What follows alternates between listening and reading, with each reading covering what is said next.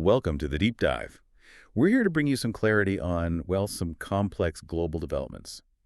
This week, our focus is squarely on the Indo-Pacific. We're looking at that tricky intersection, between geopolitical tensions and environmental pressures that seem to be mounting. We're drawing strictly from intelligence gathered just over the past week. Our goal is to synthesize that for you. That's right. And our mission today isn't just about reporting headlines. We really want to distill the critical facts for you. We'll be looking at the maritime friction in the South China Sea, which has escalated recently, and also the security situation on the Korean Peninsula. We aim to provide a neutral, comprehensive understanding based purely on the source material we've analyzed. And before we jump in, just a quick note that this deep dive is powered by ProWave AI. The insights you'll hear are generated by Stylo News. That's the AI-powered news application for timely, multi-source intelligence. Okay, so let's start where things have been most, well, kinetic. The South China Sea. There was a specific incident back on October 12th near Tiaxian Reef in the Spratlys. Yes, our intelligence confirms that. It was a direct confrontation. Involved a Chinese Coast Guard vessel and a Philippine fisheries vessel, the BRP Datu Pagwaya. And this wasn't just a near miss, was it? No, not at all. Reports from the Philippines describe it as quite aggressive. They detailed Chinese vessels ramming the Philippine ship multiple times and also using water cannons. Manila's response was immediate condemnation, a diplomatic protest, really asserting their sovereign rights in those waters. But of course, there are two sides to this. To get that balanced view, we have to look at Beijing's counter-narrative. China accused the Philippine vessel of, essentially, illegal entry into waters they claim around Tiaxian Reef. Exactly. They maintain the Philippine ship was maneuvering dangerously and actually caused the collision. So, from their perspective, their actions were lawful enforcement needed to, well, assert their sovereignty claims. And this kind of friction, it has real-world consequences, doesn't it? Beyond just the diplomatic notes. Oh, absolutely. Locally, the impact is severe. You see Filipino fishermen, their livelihoods disrupted, heightened security fears in the Spratlys. It's palpable. And you can anticipate increased naval and Coast Guard presence from both sides now. And nationally, for the Philippines, this just underscores a huge diplomatic challenge. I mean, over 240 diplomatic protests lodged against China since 2022 alone. Makes you wonder, about the effectiveness of protest as a tool versus China's consistent actions. Well, both sides have pretty clear courses of action laid out, or at least implied. Manila is focused on sovereignty, protecting fishermen, continuing protests, but also leaning on that U.S. treaty alliance. Beijing, meanwhile, defends its actions as lawful enforcement and seems to use these incidents to maintain administrative control, deterring what they call illegal incursions. Now, here's where it gets even more complicated. This recent period is not just about ship encounters. There's a simultaneous natural disaster element demanding attention. That's a really important point. While all this was happening, Typhoon Fenghuang, or Fengshen, formed east of the Philippines around October 18th. And the strategic angle here is how it interacts with existing weather patterns, right? This companion effect with the monsoon. Exactly. The forecast suggests this interaction could bring really significant, sustained rainfall. We're talking 300 to 500 millimeters to northern and eastern Taiwan, especially between the 19th and 22nd. This kind of weather fundamentally complicates any maritime operations. That's critical. Bad weather limits naval operations, maybe creates opportunities for some, or just increases the risk of accidents during tense situations. Plus, disaster preparedness takes priority in Taiwan and southern China, like Guangdong. That stretches resources usually focused on surveillance. Now, shifting back to the geopolitical maneuvering, the timing of some of China's recent action is quite interesting. Remember, from October 13th to 17th, there was that big multinational naval exercise near Palawan.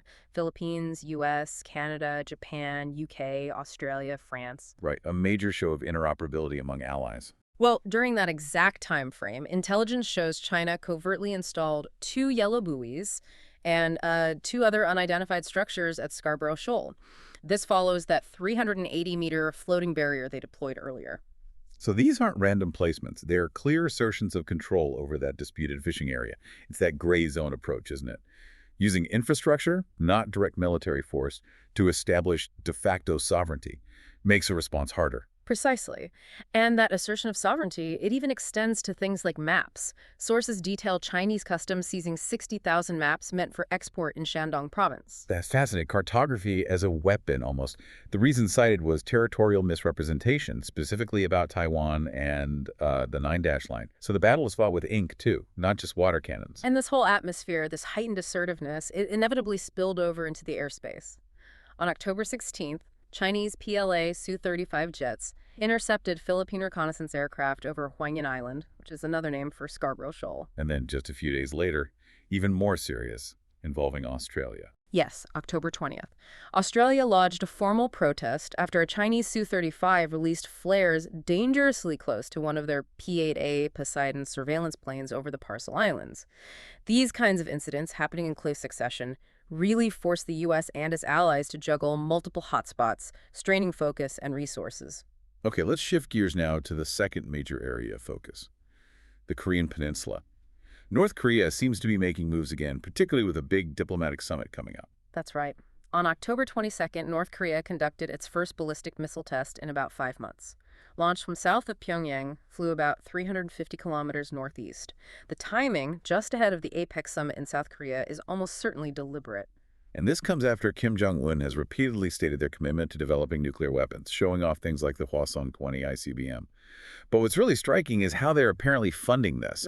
Yes, the intelligence points towards a really sophisticated hybrid strategy. They're reportedly using advanced cyber espionage, creating forged identities to infiltrate Western companies, especially in the crypto sector, specifically to funnel money into their military and nuclear programs.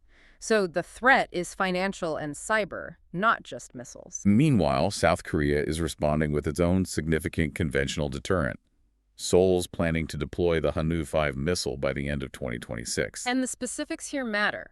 This missile is designed for an 8-ton warhead.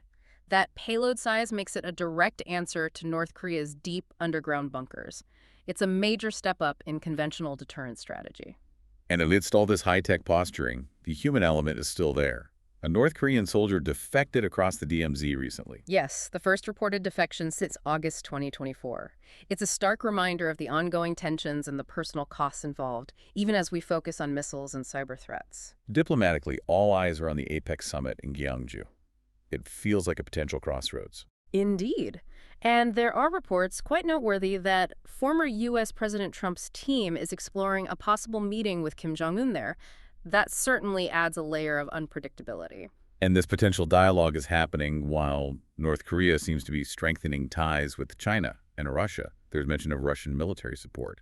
Although, interestingly, on the economic side, China actually reduced its Russian oil imports by about 8% in the first 9 months of this year. Right, which shows that even strong political alignments can be subject to, well, complex energy needs and economic realities.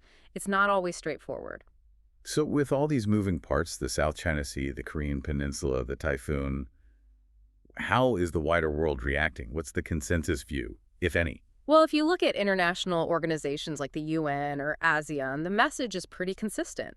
They consistently call for peaceful resolution, sticking to international law like UNCLOS for maritime issues, and setting up mechanisms to avoid conflict. Very standard, neutral calls for de-escalation. But that's the official level. What about the public sphere, like social media? That's where you see a very different picture. Analyzing sentiment on X using major regional hashtags, it's highly polarized and overwhelmingly negative. How negative are we talking? Across topics like China, Taiwan, South China Sea, Philippines, North Korea, we're seeing negative sentiment ranging from 60% to as high as 85%. This is driven mainly by users in Western countries and those directly affected in the region. They tend to frame China's actions as aggression and North Korea's tests as threats. Yeah, and the positive sentiment. Minimal, usually around 5% to 20%, and it's almost always from pro-China accounts or state-affiliated sources defending the actions as lawful or defensive. So the critical narratives are definitely dominating the conversation online, which reinforces global skepticism towards Beijing and Pyongyang's recent moves. Okay, so looking ahead, what should you, our listener, be watching for in the near future? What are the key things to track based on this intelligence? I'd point to 3 main areas. First, diplomacy. Keep a close eye on the APEC summit, October 30th to November 1st. Any confirmation or lack thereof regarding U.S.-North Korea talks will be really significant for the region's strategic direction. Second, the maritime situation. We need to watch the follow-up actions. Expect more joint exercises from the Philippines and its allies, countered by China's continued Coast Guard presence and maybe more infrastructure work, especially around places like Scarborough Shoal. And third, don't forget the weather factor. We need to track the final impact and recovery from Typhoon Fengshan in Taiwan and coastal China. How deploying disaster relief resources affects the immediate security posture is something to watch. So as we wrap up this deep dive, perhaps a final thought to consider. It's how profoundly geography still shapes everything in the Indo-Pacific. Think about the Bashi Channel between Taiwan and the Philippines, or the DMZ of the Korean Peninsula. These physical realities continue to define the risks and possibilities for conflict and for cooperation. And just to reiterate how we gather this information, Stylo News pulls from numerous traditional vetted news sources, but crucially, it also integrates social media sentiment analysis, specifically from X, to give you not just the events, but also that immediate global reaction. It aims for that complete picture. We definitely encourage you to check out Stylo News for AI-powered news tailored to your needs. You can find their customizable intelligence solutions at www.stylonews.com. That's stylonews.com. Thank you for tuning in to this deep dive. We hope this analysis provides some valuable clarity on these very complex and fast-moving situations. Yes, thanks for listening. Do follow Stylo News on your favorite social media platforms to stay updated. Until next time.